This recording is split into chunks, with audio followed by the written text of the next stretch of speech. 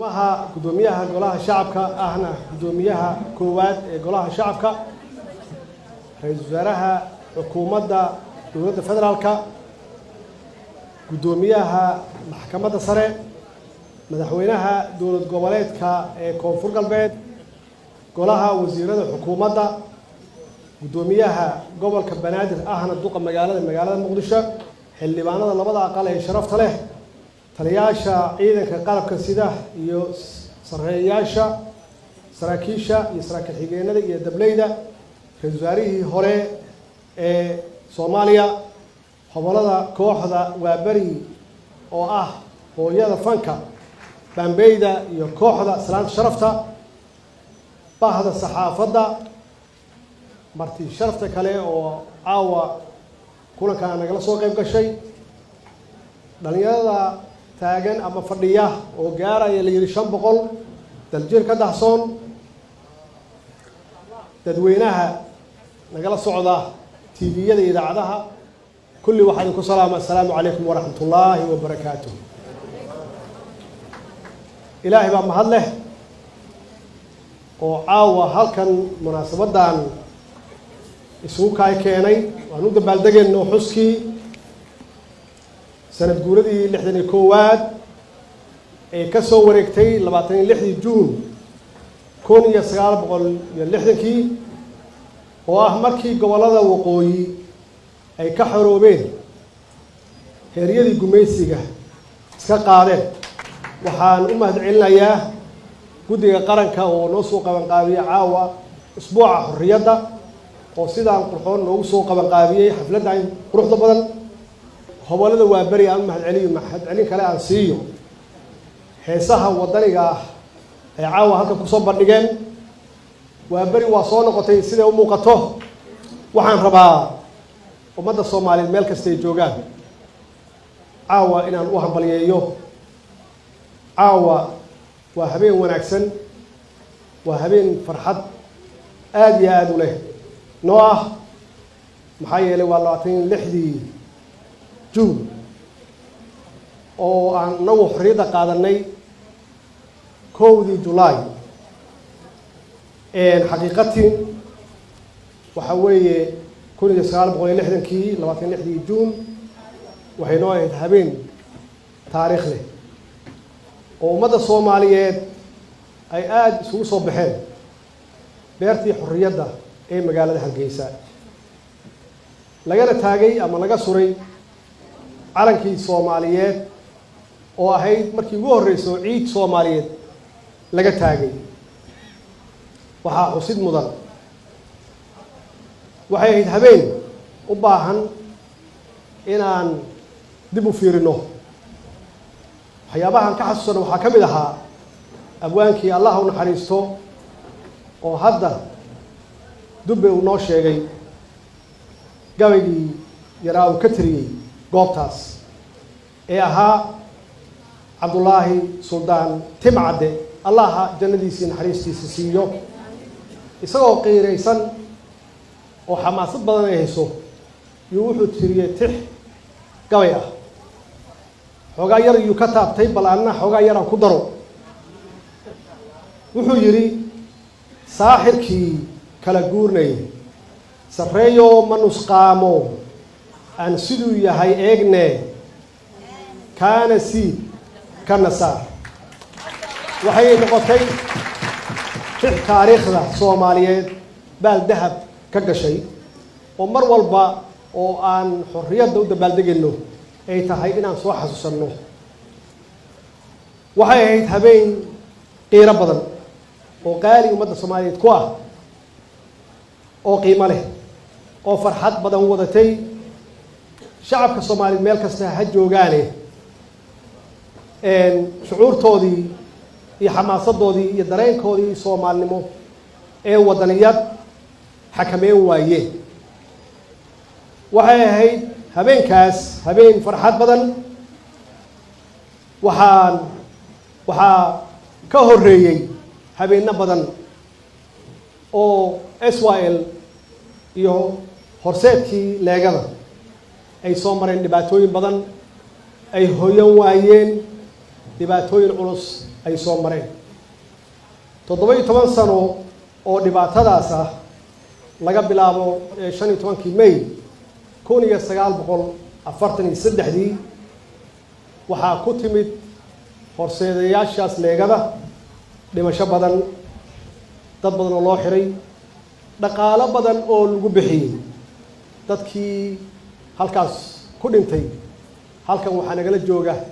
ra'iisul wasaarihii hore Maxamed Cabdi Yuusuf aabihiis yaa ku dhintay Allah u naxariisto aniga naftigay aabahay 10 sano ku dhawaad buu xirnaa oo waxaa la soo daayay 60kii markii xorriyadda la qaatay marka victim kuwa badan yahay oo la sheegay dhibaatooyinkii la soo maray marka aniga Maxamed Cabdi Yuusuf waxaan nahay dhashii SYL idinkuna waa tihiin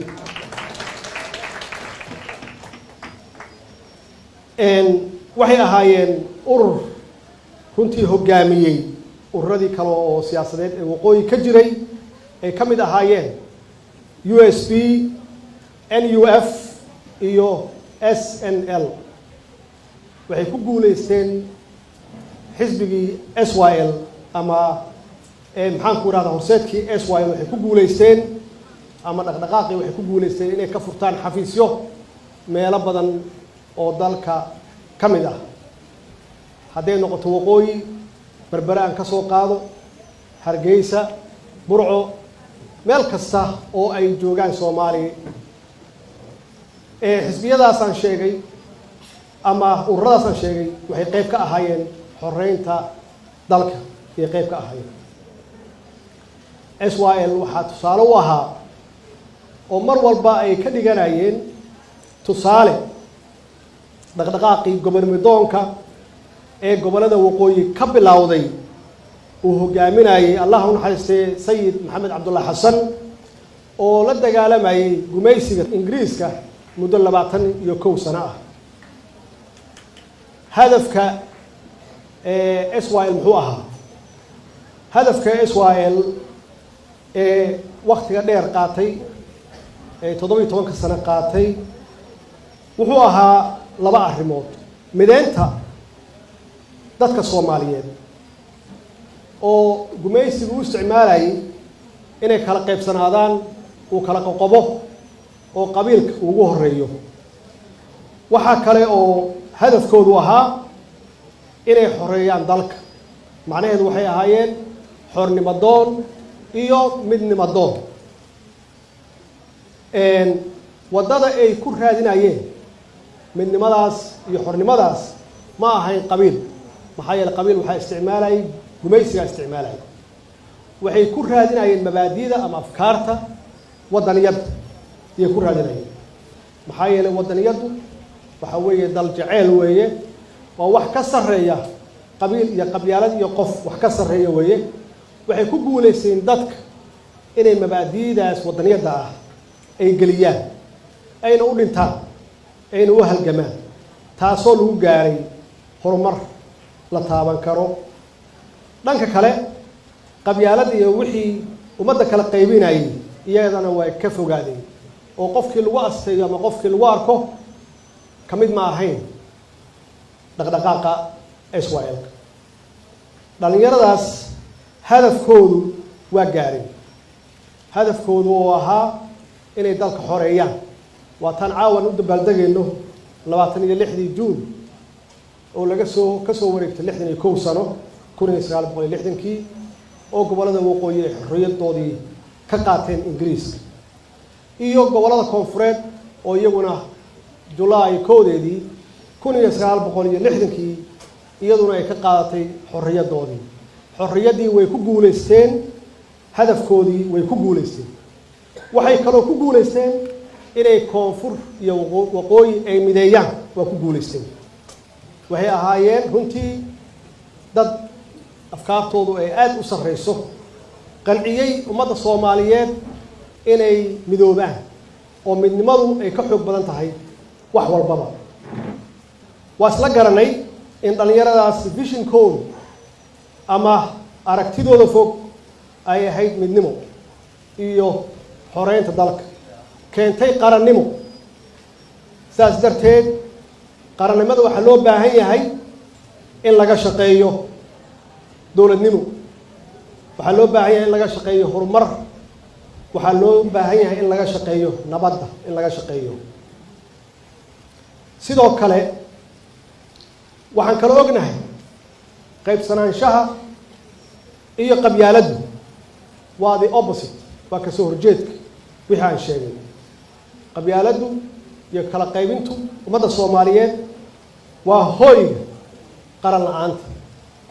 waa hooyga colaadda, waa hooyga dowlad la'aanta, waa hooyga saboolka iyo fakriga, waa hooyga sharaf darrada.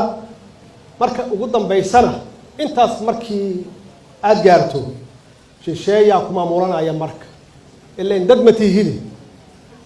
taas weeye waxa ay ka dagaalameen allaha u naxariistay 13 hormoodka ahaa ama horseedku ahaa leegada. jidkaas aniga aan sheegay oo xun oo dambe way ka leexdeen. jidka waxay aadeen inay midnimada aadaan, qarannimada raadiyaan, dalkoodana ka xoreystaan dadka ku soo duulay oo raba ummadooda inay gumeeyaan. haddaba su-aasha taalla waxay tahay dhalinyaradaas waa garanay oo waa aragnay vishinkooda meeshuu gaarsanaa, waana ka faa'iidnay xaqiiqatan. maxaa yeelay jiilka aniga aan ugu yarahay uuna ugu weyn yahay maxamed cabdi yuusuf yaa wax ku bartay, dowladnimay ku heleen, magac iyo sharafay ku heleen, haybad ayay ku heleen. 30 sano yaan ku macaashay. waxay tahay marka su-aasha dhalinyarada hadda joogta muxuu yahay vishinkooda, aragtidooda fog muxuu yahay? 61 sano kadib muxuu yahay higsigooda? waxa weeye dhalinyarada hadda joogta waa inay isweydiiyaan maxaa ay uga duwan yihiin dhalinyaradii hore oo dalkan midaysay oo xorriyadda keentay, maxay uga duwan yihiin? aniga waxay igu muuqataa aan ku horumaray. dhalinyarada waa weydiiyey, qof walba ha ka jawaabeen, aniga aan ka jawaabo. waxay igu muuqataa, waxaa ii muuqda rajo aad iyo aad u badan, mustaqbal wanaagsan, khaasatan dhalinyaradeenna yaa ii muuqda. dhalinyarada maanta waxa weeye intaas waa fahamsan yihiin, waxaana ku socda isbeddel maalinba maalinta ka dambaysa. waxaa socda dhaqdhaqaaq iyo kacdoon weliba sanadihii ugu dambeeyey oo midnimo doona. haba u badnaadaan dhalinyarada halkan fadhida qaarkood, kuwa badanna ay magaaladan joogaan oo nooga yimid waqooyiga Soomaaliya oo runtii dhaqdhaqaaqa xoog leh wada sidii Soomaaliya loo mideen lahaa si dalkaanu horumar u gaaro. waxaan arkay dhaqdhaqaaqo iyo kacdoon dhalinyaro oo wadaniyad badan ay ku jirto oo maalinba maalinta ka dambaysa xoogsanaysa. waxaa muuqda kacdoon oo wadaniyada oo inta badanba aan ognahay inta badan kacdoomada waxay ka bilowdaan gobollada waqooyi. anaa idin sheegaya sababta waxa weeye aan ammaano dadka waqooyiga Soomaaliya, aan ammaano. waa dad wadaniyiina, horta waa dad wadaniyiina, waa dad ay ku weyn tahay gobonimada oo jecel gobonimada jecel. waa dad matali kara qabka Soomaaliyeed. sidaas weeye meesha mar walbaba halganka Soomaaliya looga xoreynayo gumaysiga ay ka bilaabato. oo tusaale waxaa noo ah sayid maxamed cabdulla xasan oo 21 sano dagaalamayay. maanta waxaa si xowli ah u socda marka, ama waayahan si xowli u socda dhaqdhaqaaqyadaas midnimo doonka ah. dhaqdhaqaaqaas midnimo doonka ah waxaan ku matali karaa inay leeyihiin halgankii aan naqaanay oo Israa'iilka, inay leeyihiin wax u eg inay leeyihiin. waxaan rajaynayaa inay xoogsadaan sida ummadda Soomaaliyeed loo mideeyo. waxaa ii muuqda oo aan arkayo waayahan dambe hawlwadeenno ururo ah oo midnimo doona oo qaarkood aan la kulmay. waxay ii sheegeen mabaadiidooda iyo waxa gaarsiiyey inay ka yimaadaan waqooyi oo adduunka wareegaan oo magaalada muqdisho ay yimaadaan oo ay ka shaqeeyaan midnimo waxaan weydiiyey maxay tahay faa'iidooyinka marka si aan u fiiriyo sida ay diib u yihiin waxay ii sheegeen arrin iska generaal ah guud ahaana iyo arrin aad iyo aad diib u ah oo aad iyo aad u hooseysa waxay yidhaahdeen midnimadu waxay dhistaa qarannimada waxay yidhaahdeen waa qortay oo waa noo gareeyey waxay yidhaahdeen midnimadu waxay dhistaa dowladnimada waxay yidhaahdeen midnimadu waa haybad iyo magac iyo sharaf midnimadu waxay keentaa nolol wanaagsan iyo dhaqaale iyo horumar degdeg ah oo cid walbaba ay ku soo dhiirato inay maal gashato maxaa yeelay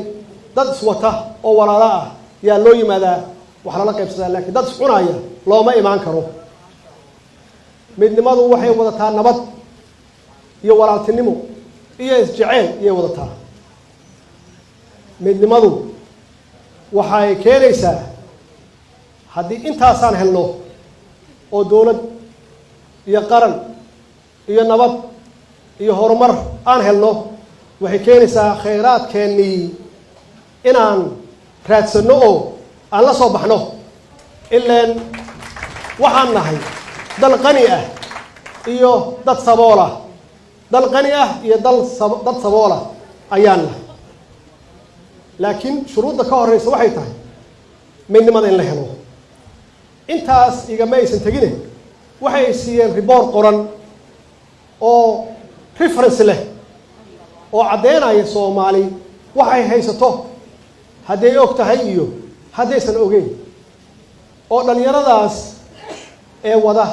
movementiga dhaqdhaqaaqa wada ay qof walba qofkii arkaan ay tusayaan ay leeyihiin waxaasaan haysanaa maxaana haysta maxaana kala haysta aan isugu imaan weynay maxaan u heli weynay dowlad midaysan maxaan u heli weynay dad midaysan waxay ii keeneen marka xog ay soo aruuriyeen aan idinla wadaaga marka ii dulqaata xogtaasi waa ribooro la qoray waxaa ka mid a ribooradaas la qoray hay-ad la yidhaahdo geo spectrum iyo British Petroleum iyo Shell Oil ay qoreen 2014 iyo 2015 in Soomaaliya ay leedahay shidaal aanan xad lahayn oo gaaraya tayadiisa iyo qiimihiisa gaaraya 5,000 oo bilyan waa 5 trillion ma aha wax cirka laga keenay ma aha waa wax qoran oo hay-ado ajnabi ah oo research sameeyey oo survey sameeyey ay qoreen weeye waxay yidhaahdeen annagoo 5,000 oo bilyan haysana ama 5 trillion haysana yaan wax naloo keenaa oo nala caawiyaa waxay iigu dareen report kale oo ay qoreen BBOE waxa weeye billions barrels of oil equivalent waxaa la qoray 2017 wuxuu sheegayaa natural gaska Soomaaliya ku jira oo kaydka ah inuu yahay 2 bilyan oo dollarka Mareykanka ah intaas waa inta gudaha ku jirta oo aan u baahannahay dadyow kale inay noo yimaadaan oo wax nala wadaagaan laakiin dhulka korkiisa saaran waxaa ka mid ah xoolahan dhaqanno ama livestock oo ay sheegeen UN report on export UN ka report ay sameeyeen oo ah wax dhoofinta xoolaha oo ay muujinaya report la qoray 2016 in xoolaheenu ay gaarayaan qiimahooda 2 bilyan oo dollar ogaada si organized ah uma xanaanino dad reemiya wata dad reemiga ah xitaa kuma noola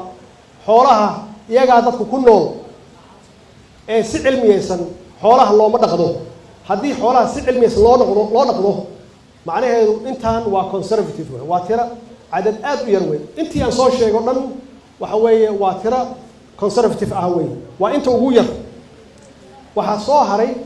kalluunka commercial fishing waxa weeye iyadana UN conventions of the law of the sea ay qoreen 2014 waxay sheegeen badeena kheyraadkiisu inuu yahay 1 billion inay ku jirto waa meesha inta ugu hooseysa weyn waxay kaloo ii keeneen oo ii sheegeen wiilashaas waqooyi ka yimid macdanta dalka ku jirta riboorkaana waxaa qoray nuclear energy agency waxa weeye NEA yaa qoray 2016 waxaa ku jira uranium dalkeenna waxaa ku jira dahab waxaa ku jira silver ama qalin limestone diamond xitaa waa leenahay iyo tan diyaaradaha laga sameeyaa copper waa biraha iyo uranium qiimaha waxay sheegaysaa inay tahay 2 bilyan waa inta ugu yar weey iyada naftigeeda beeraheenu waxaa lagu qiyaasaa 3 milyan ilaa 8 milyan hectares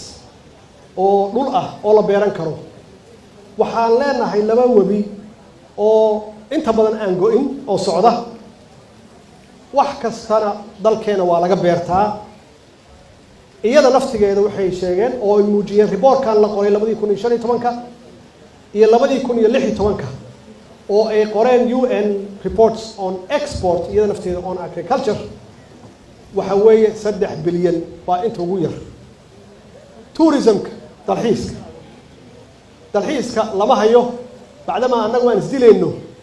cid noo imaan karta ma laha saas darteed cid dalxiis kugu imaanaysa ma jirto laakiin waxaan leenahay badda ugu dheer yaan leenahay xeebta ugu fiican yaan leenahay oo meel walba resort laga dhigi karo yaan leenahay jasiirado ayaan leenahay waxaan leenahay badda waxay leegtahay ugu dheer Afrika markaan leeyahay waa 3,300 oo kilomitir weeye waxay lahaan kartaa ilaa 20 dekadood oo dekad walbaba wax laga dhoofiyo qaar shidaalka laga dhoofiyo qaar xoolaha laga dhoofiyo qaar logistic kaliya ah qaar ganacsiga caadiga ah nooc kastaba maxaa yeelay ilaahay wuxuuna siiyay logistic wuxuuna siiyay strategic place meel fiican uu ilaahay nagu abuuray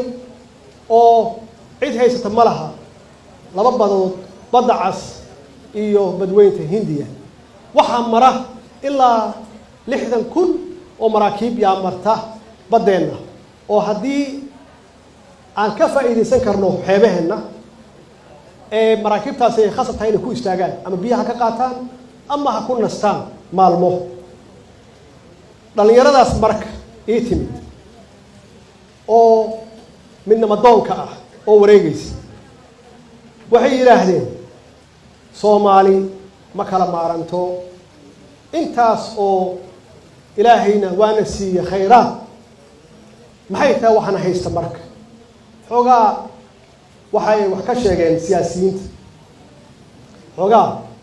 wax ka sheegeen waan ugu fogaadeen waxay naga sheegeen halka ku celin maayo laakiin wax fiican ma sheegin aan ku soo koobay waxay yiraahdeen siyaasiyiintu waa dad danahooda ka shaqeeya iyo guryahooda dana guud kama shaqeeyaan iyo mustaqbalka caruurteena kama shaqeeyaan taariikh kama shaqeeyaan mustaqbalka iyo masiirka dalkan kama shaqeeyaan waxaan ku yiri warniyo hanugu fogaanina wax noo reeba waxun baa dhabka ah arrintaas waxaan idin sheegi midnimadu sahal kuma timaado dhalinyarada waxaan leeyahay haddaad doonaysaan midnimo waa inaad kacdaan waa inaad istaagtaan annagu siyaasiyiin baan nahay haddaan dale kala duwan leenahay noo sheega oo noo imaada oo marmarka qaarkoodna khasba haddii kale 20 milyan waa gaaraynaaye wax yar baa naga soo haraya gaajaan u la'aanaynaa iyo macluul iyo sabool inta siyaasiyiintu ay kala hayaan dadka shacabkana waa dhimanayaan carruurteena mustaqbal ma yeelanayaan waxa ummadda ay ku kala maqan tahayna wax macno leh maaha waa wax yaroo la xallin karo dhalinyarada marka waxaan leeyahay hana sugineen ee kaca sidii SYL u kaca oo dhaqaaqa aan ku noqdo mustaqbalku anigu waxaan aaminsanahay rajo fiican baa jirta dadkeenu waa dad wanaagsan oo dad qiimo leh weeye waxaan ilaahay ka baryayaa in rajadaas ilaahay noo rumeeyo yaan ilaahay ka baryayaa oo ah in midnimadeennii ay soo noqoto oo dadka Soomaaliyeed waqooyi koonfur waa la isu baahan yahay aan dib isugu soo noqonno maslaxadaha yararkaana laga tago والسلام عليكم ورحمة الله وبركاته